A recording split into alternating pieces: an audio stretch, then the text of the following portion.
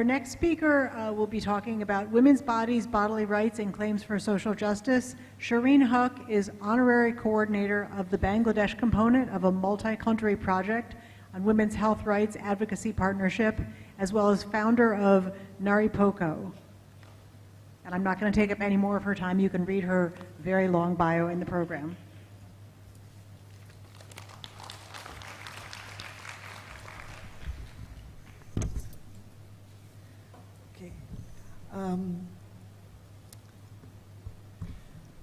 Hello and good afternoon for all those of you who have stayed back, the hardcore. I understand a lot of people are out in the islands. My body, my right. At the end of the opening ceremony of this conference, representatives of the youth conference came through the auditorium shouting, "My body, my right." I was reminded of our own journey in articulating that demand. In 1988, 87 or 88, 3 decades ago, when the women's rights organization I represent, Naripokkho, was less than 5 years old, we were confronted with a tragic incident whereby a young woman, a mother of 3, seeking contraceptive advice at a government model family planning clinic right in the heart of the capital city, died of tetanus infection. The woman had opted for a permanent method and agreed to undergo a sterilization operation. The service providers were in haste and went ahead with the operation, with the surgery, without ensuring tetanus protection. What had triggered this behavior?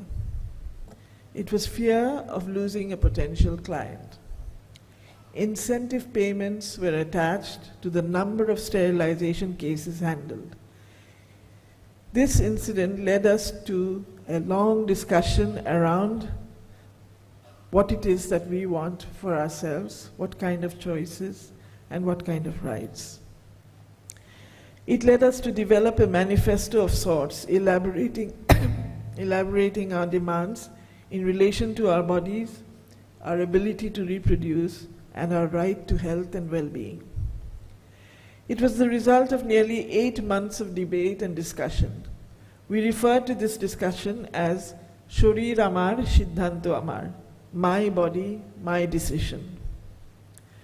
We mobilized against the so-called incentives tied to the number of sterilizations and IUDs, officially known as compensation payments, and finally succeeded in having these withdrawn. It's a long story, I won't go into it.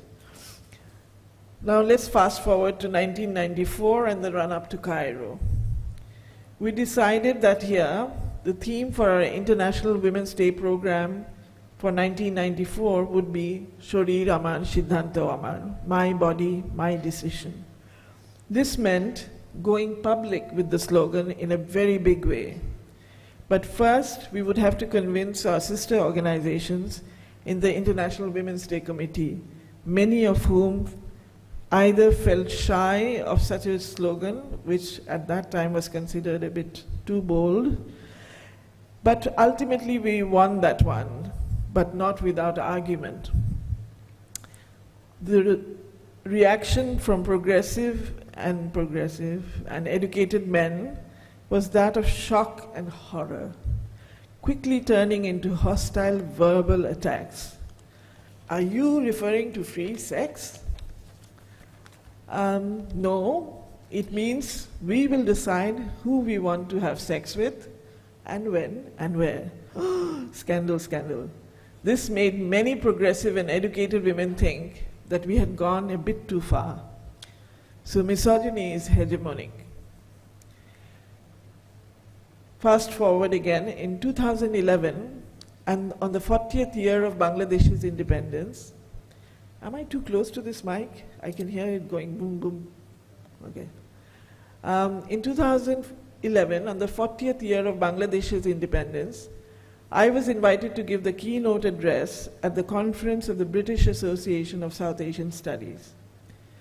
I decided to focus on what independence had meant for women, including the hundreds and thousands of women who had suffered sexual assault and rape at the hands of the Pakistan Army during our liberation war in 1971.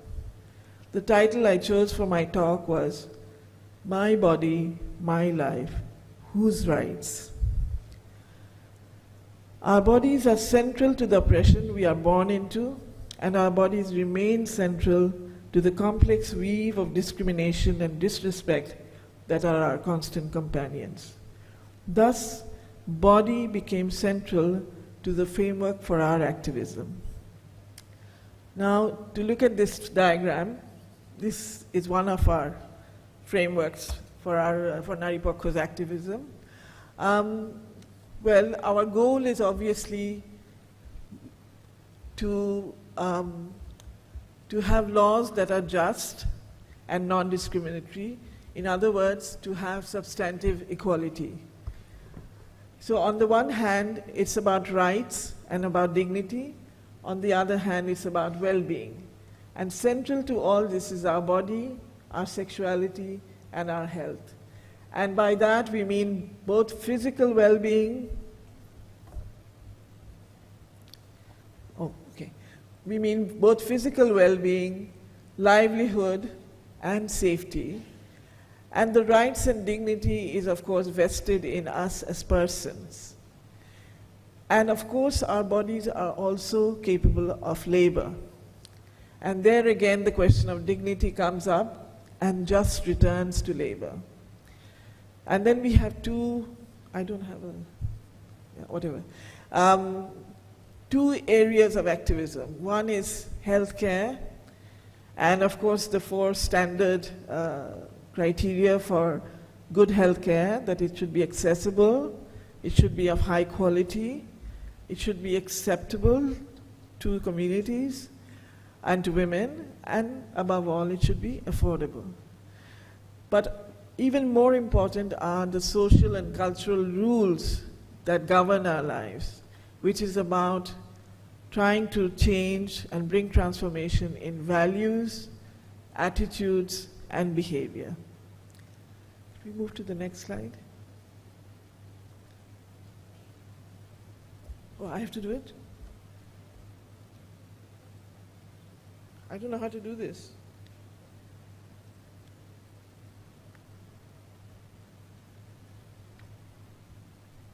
Can you do this? That's next slide. Yeah. Oh, okay. Just back there was the next Okay, thank you. I'm a techno dummy. So how do we go about realizing our rights? How do we go about achieving non-discrimination? Whether it's in relation to health or whether it's in relation to labor, central to it again is our body and our sexuality.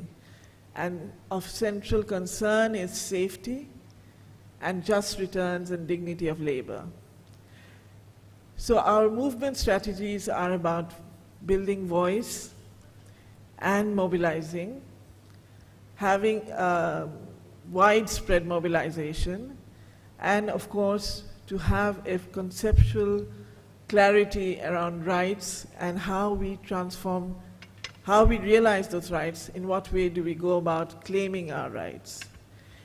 So voice and mobilization is about confronting values, confronting attitudes, and confronting behavior that are misogynistic, that undervalue women, and that treat women as objects or as property, and behavior that is sexist.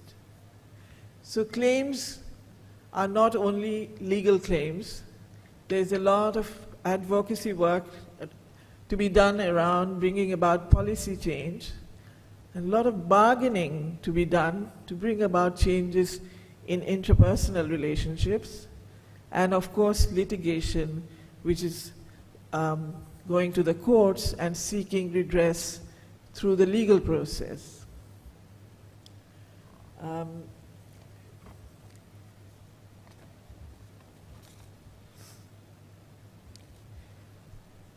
Cairo was a turning point that we all rejoiced in. However, what we are seeing today is a backslide, and not only in my country, but in many countries in the world. So, as our young friends have put it, we have to say loud and clear, my body, my right. Shorir amar, odhikar amar. I want to end by paying tribute to all the ICPD warriors, including our own comrade Shireen Huq, who gave clarity, passion, and perseverance to our movement, and the youth of today who will stop the backslide for sure. Thank you.